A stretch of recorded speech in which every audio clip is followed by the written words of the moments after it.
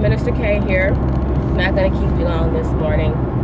Just had a thought. I keep seeing people talking about the enemy is busy, the devil is busy. I never give the enemy that much credit because he ain't that big, okay? So, just want to share a little story with y'all because it came to me this morning. A couple years ago, I had this BMW and I love this car.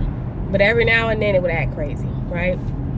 And this particular weekend, it was a Friday, and I needed to take my son 4 hours away the next day to YCA. And that Friday, it started acting up. I didn't have money to take the car to the shop, and I didn't have time. I had too many other things to do. So immediately, I start praying in tongues.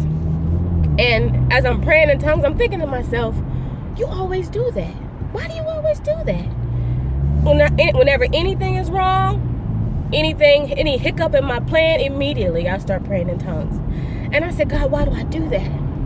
And the Holy Spirit responded to me and he said, when you go to the nail salon, they speak in their language to keep you out of their conversation. I've trained you to do the same thing because the only way that the enemy can magnify your problem is if you tell him what the problem is.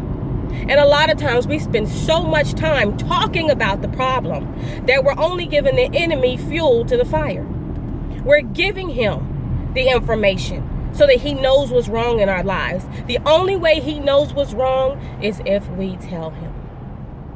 So stop talking about your negative issues. Whatever you're going through, stop speaking about it and start praying about it. Stop speaking about it and start praying about it. And if you have a heavenly language, use it.